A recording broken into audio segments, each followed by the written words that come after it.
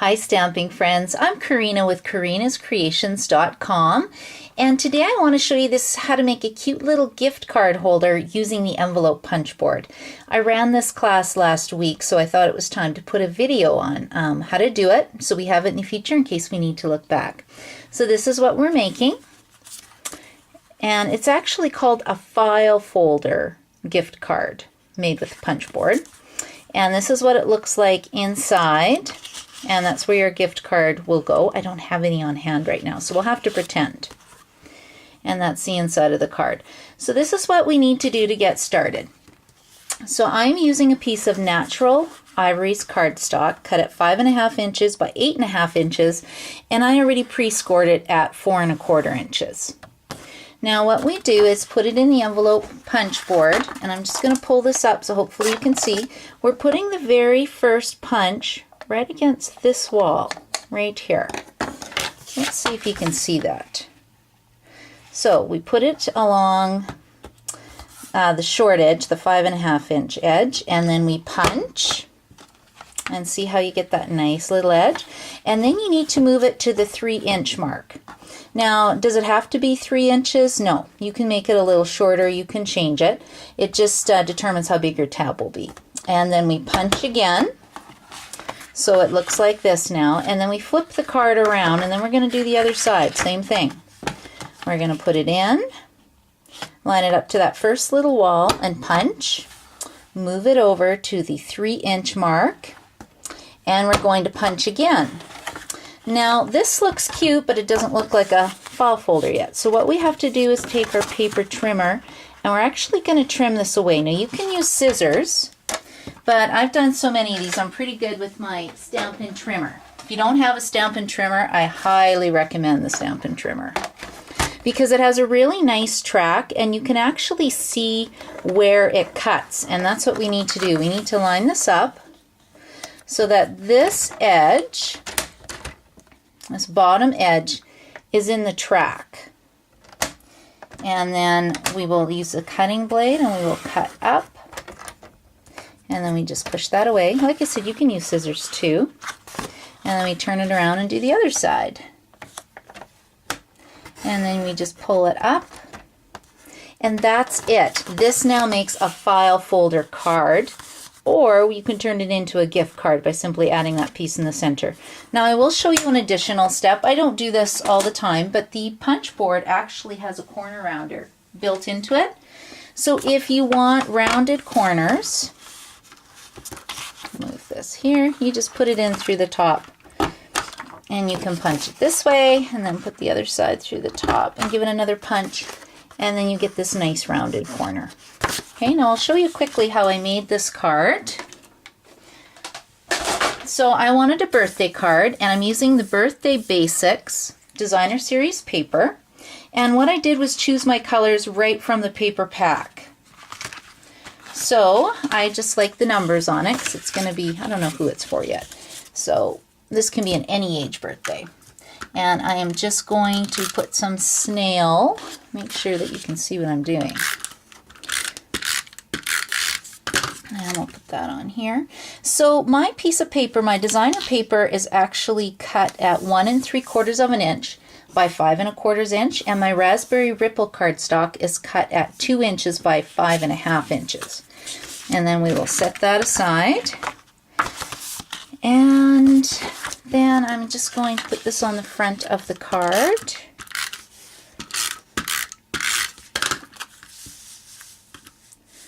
Make sure that I'm in the frame of the video for you guys. And I love this Naturals Ivory cardstock. It's just pretty. It's got a little bit of speckles in it. And because it's Raspberry Ripple, I didn't think it was really raspberry enough. So what I did was just sponge the edges. I'm taking a stamping sponge and I'm just going over the edge. I love to sponge things. Just adds so much to your project. In fact, I have a stamping sponge. When I buy a package, I cut them into at least 6 pieces. And then I make a little tag, and then I put the name of the ink that I used on it, and then I just keep them in a bag with all my color families. Okay, now the next thing we're going to do is I went and used the oval framelets, And I've pre-cut these in Very Vanilla and Bermuda Bay. And we're just going to be using the birthday cake stamp. So this is a single stamp, comes all by itself. And I'm using our Stampin' Right markers to color it. And I always start with the lightest color first. So I'm doing the flames in Summer Starfruit. I am doing the dots in Summer Starfruit. And then I think I'll do Bermuda Bay. So our Stampin' Right markers are special because you can actually use them in place of an ink pad. They're fantastic. So if you don't have any of these, put it on your Christmas wish list. It is not too late. I believe we can still expedite an order in for you if you live in Canada. I don't know. I'm in Edmonton. There's so much snow. UPS trucks are even having a hard time getting through to me. Okay, and then the next color I'm using is Raspberry Ripple on the cake stand and then on the candles. And then once you're done, I always huff it. I just breathe on it to make sure the ink is juicy. When I go to stamp,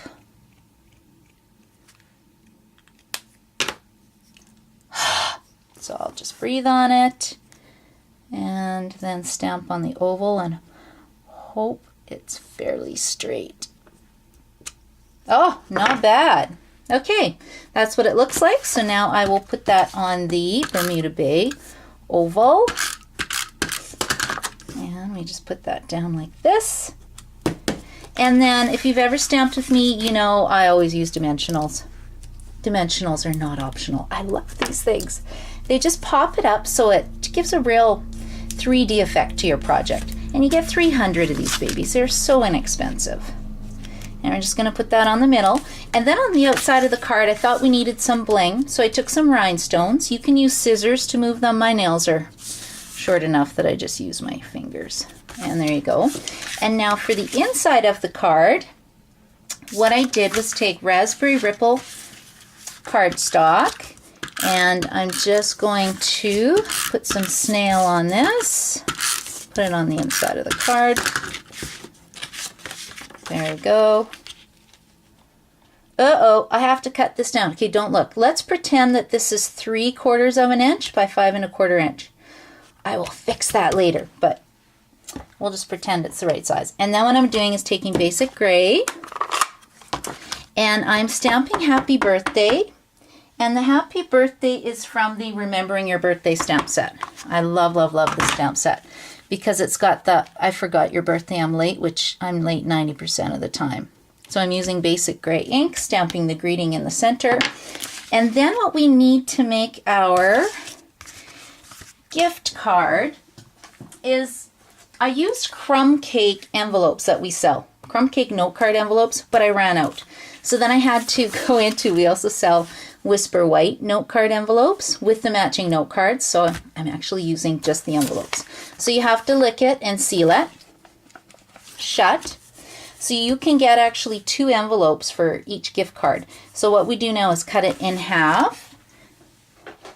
So I will get out my Stampin' Trimmer, and it's about 2 1/8 roughly, maybe even a little less. Oh no, it's 2 1/2.